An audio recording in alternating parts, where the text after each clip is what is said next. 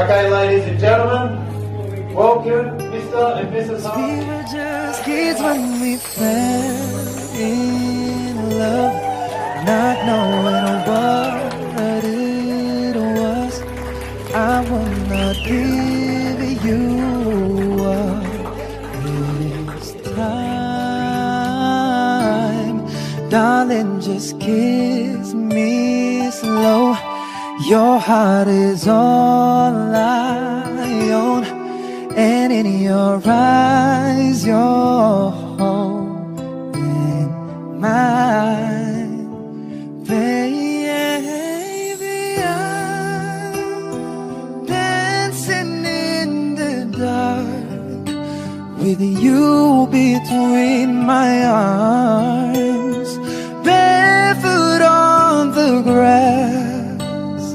listening to our favorite song. When you said you looked a mess, I whispered underneath my breath. You heard it, darling, you look perfect tonight. Yeah. I have a microphone, so whatever I want. Hi everyone. For those that may not know me, I'm LA. Mum and Dad's youngest of 4 children. It's been a while since most of you have seen me, so I understand if you didn't recognise me straight away. I did have a lot more hair back then. Now, Mum and Dad asked me to do a speech tonight for their special milestone. It's a great privilege and I feel very special. But to be honest, I didn't know where to start. I never thought I'd be in this position as I've been married for 30 years, to this very day actually, but here we are. So I reached out to my mate Google, and nothing. A lot of tips for bride and groom speeches, maid of honour speeches, best man, father of bride speeches, but when it comes to writing a speech for your parents' vow renewal marking their 30th wedding anniversary, no results. So after chatting to Mum and Dad about their wedding, and in particular the speech that they will do shortly, it was very clear that neither of them are confident public speakers. A couple of weeks back, we were around a kitchen table. Mum wanted Dad to tell their love story. Dad wanted to say as little as possible and insisted that she do it. The way it was headed, I wasn't confident that either of them would tell the tale in full. As most of you know, Mum speaks in half sentences and you would have to guess the rest. And Dad is a man of very few words. So thanks for making it easy for me. I'll have a crack and I will tell you their love story. So, back in late 1980s, Dad, a strapping young lad, fresh with a mullet and moustache, was around at his friend's house when Paul Anderson, for those of you that may know of Paul, asked him if he was interested in being introduced to a Filipino goddess. One look at her photo and Dad was like, "Oh, she's alright." So, Paul gave Dad Mum's mailing address and he immediately wrote her a letter to introduce himself. Soon, letters were being sent and received at such a rate that the postal service failed them. Dad would receive a letter that made no sense as it was out of sequence, and they resorted to numbering their letters so they knew which one to read next as they would arrive at different times, out of order. I believe a total of about 35 letters were sent and received. How romantic. Writing a love letter, pouring out your heart, and then having to wait weeks for a reply, especially in a time without internet, email, or even text messaging, it absolutely blows my mind. Not about that, but about what was written in those letters.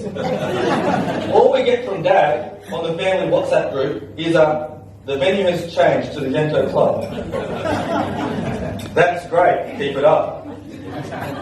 Happy birthday, Ethan. Blackie was the first walker. And who the winner? These comments have been Dad's contribution to the chat since the beginning of the year, which is about 4 months.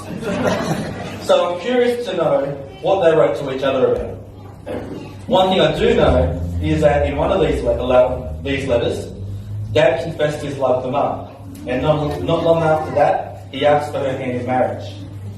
Dad planned to come to visit us in the Philippines in December of 1990, but Dad, being excited and in love, he just couldn't wait and organised himself to visit in August to be present for my, 5th birthday.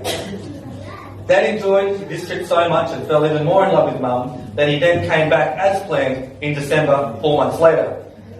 And it was during this trip that he asked us to come live with him in Australia, and in March of 1991, Mum and I said our goodbyes to our family in the Philippines and began the next chapter in our lives in Australia.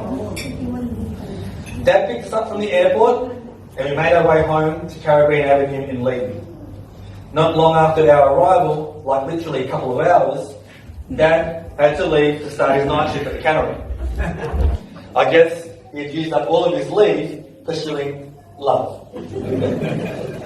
He soon introduced us to Nan and Pop, and after we moved out to Yanco to live next door to them, It didn't take long for Nana Pop to fall in love with Mum, and as for me, well, Pop found a new right-hand man to help with the garden and nursery. Dad, congratulations on renewing your wedding vows.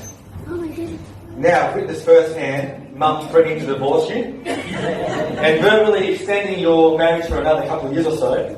But hey, who decided to get married again? It must be all smoke and mirrors because you must be doing something right for Mum to want to marry all over again. But in all seriousness, I just want to say thank you. Thank you for raising me the way you have. Thank you for teaching me the lessons you have taught me. I know we butted heads at certain points throughout my childhood, but thank you for giving me and Mum this life, these opportunities. As I've grown older, I feel that we've gotten a lot closer.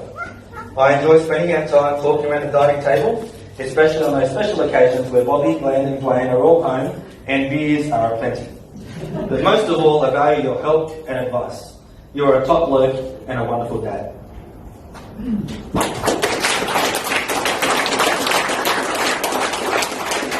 Mum, what can I say?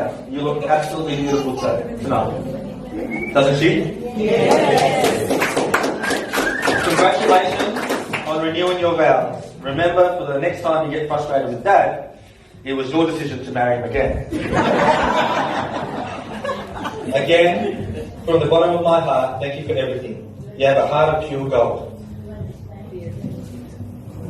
You go out of your way to help those in need. You put others before yourself. You have the most generous soul.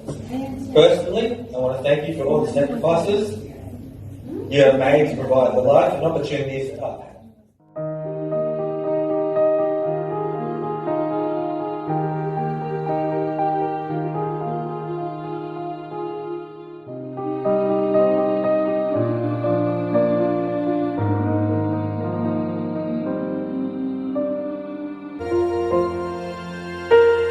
The day we met, frozen, I held my breath.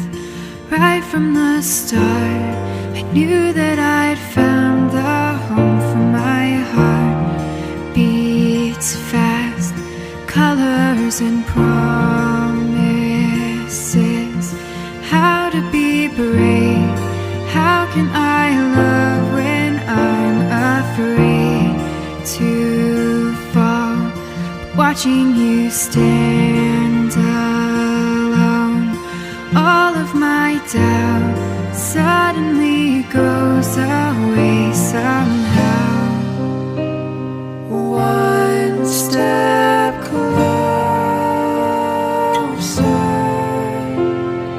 I have died every day waiting for you. Darling, don't be afraid. I have loved you for 1,000 years.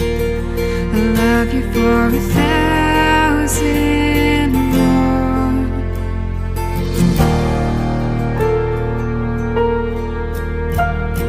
Time stands still, beauty in all she is. I will be brave, I will not let anything take away what's standing in front of me.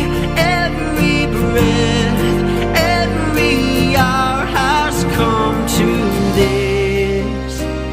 One step closer. And I have died every day waiting for you. Darling, don't be afraid. I have loved you for 1,000 years. I love you for 1,000 more. When you say nothing at all.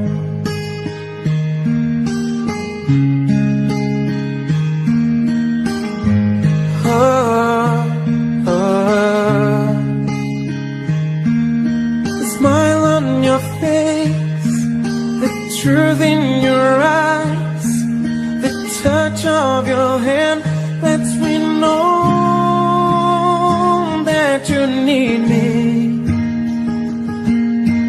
You say it best when you say nothing at